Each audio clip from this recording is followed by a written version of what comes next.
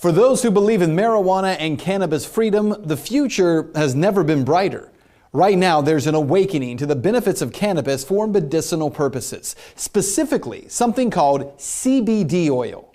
But is the new CBD craze being manipulated by media and politicians? If it weren't, we wouldn't need to do a show about it. The first step toward truth is to be informed.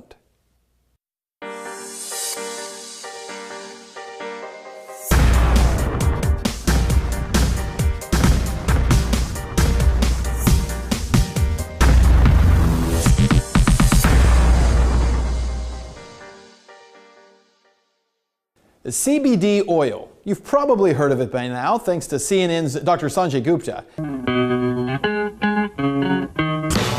People are lighting up all over the country. Millions are now aware of the cannabinoid-rich oil being used to help children in Colorado with epilepsy, especially this one little girl, Charlotte Figge, after whom the Charlotte's Web strain of cannabis has been named.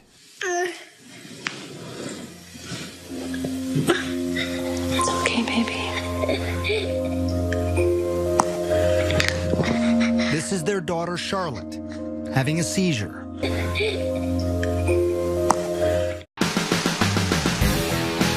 I wanted to learn what CBD oil and the push behind it is all about, so I traveled to Denver, Colorado, home to legalized marijuana and the Stanley brothers, the family behind the Charlotte's Web strain of cannabis oil.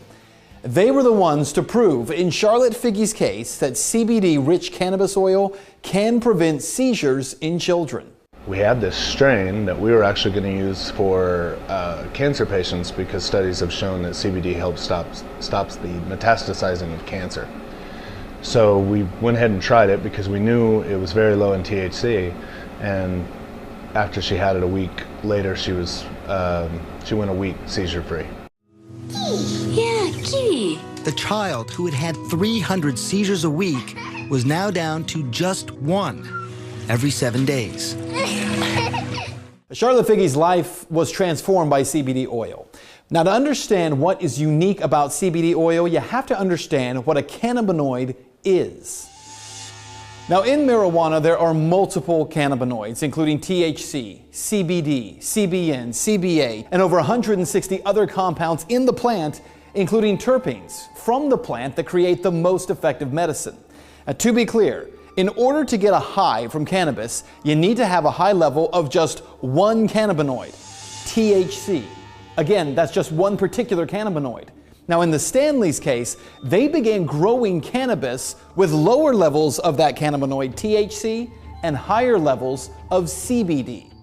CBD is known to be a neuroprotectant. It's also one of the few things that causes neurogenesis. So it's not just seizures that this helps in epileptics, it's autoimmune disorders, whether that's cancer, Crohn's, lupus. There's so many different types of things. It's a huge anti-inflammatory, so all kinds of people would love to have this. Today, in the stunningly short time since Charlotte Figge's story became famous, the Stanleys have thousands of patients on a waiting list for their CBD oil. As you can see, it drips down. We're able to recapture the alcohol so we can reuse it. When it's done, we're left with an oil that is more like a molasses. In fact, there are thousands of families who have already uprooted their lives and moved to Colorado for the CBD oil. Thousands more are on the way. They're called cannabis refugees. I test it again, and then I can give it to the patients. Well, all of that has led to other states wanting to legalize CBD oil. In fact, the governor of Utah, of all places, just signed a CBD bill into law legalizing possession of the oil.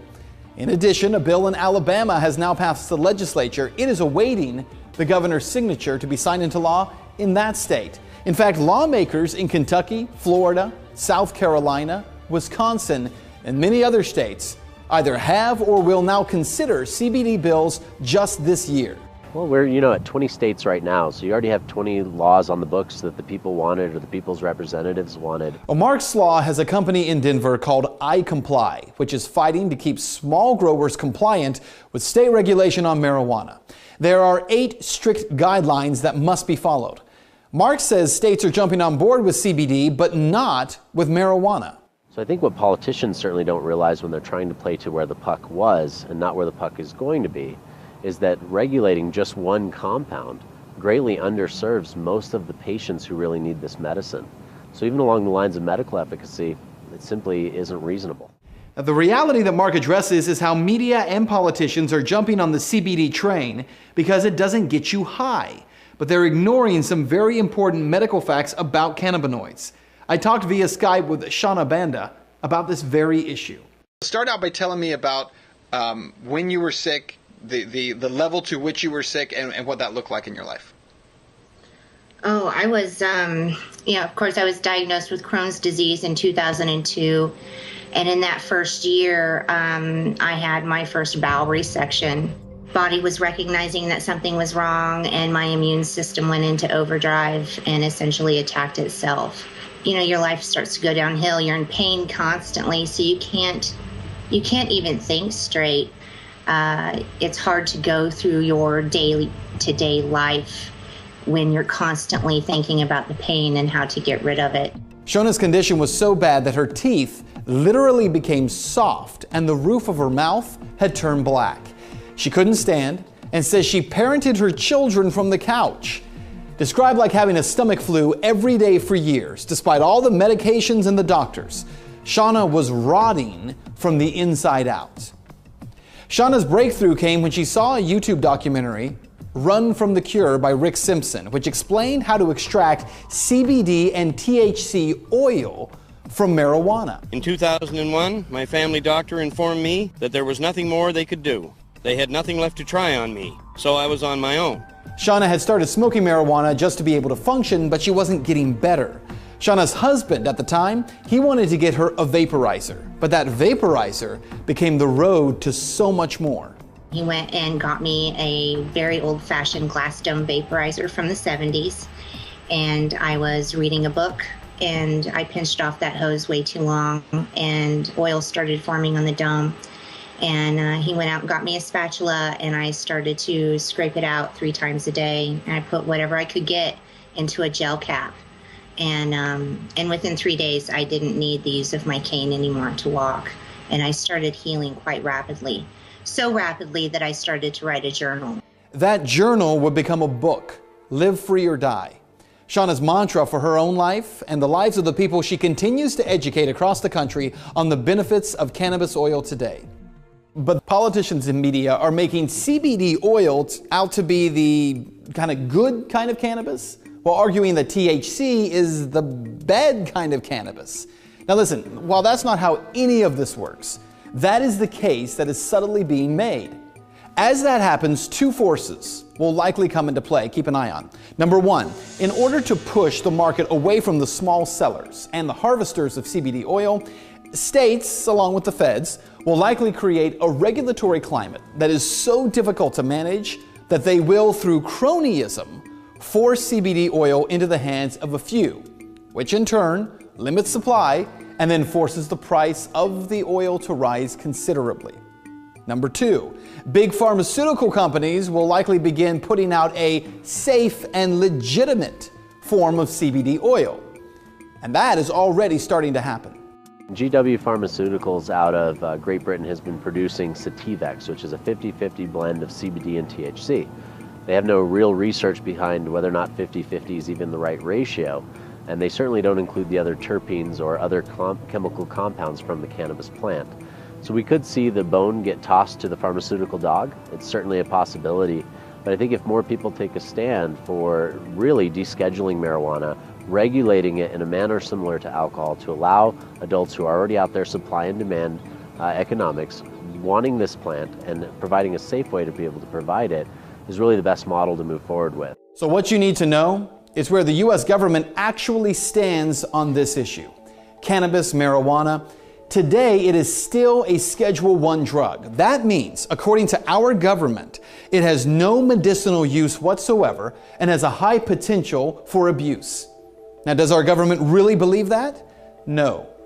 In 1999, the U.S. Department of Health and Human Services, HHS, filed for this patent for the use of cannabinoids for medicinal purposes. Also in 1999, they filed for a second patent, specifically for cannabis oil for the treatment of disease. That's right. Our government, through the taxpayer-funded Department of Health and Human Services, holds 2 patents on cannabinoids and cannabis oil to treat certain diseases like Alzheimer's and autoimmune diseases like Crohn's disease. Meanwhile, our government, through taxpayer-funded agencies like the Department of Justice, pursue, arrest, and imprison Americans who would attempt to access or use cannabis oil to heal their own bodies. Because in public, they claim cannabis oil is not medicine, and in private, they seek to own the rights to that medicine. Truth means that humanity is greater than politics.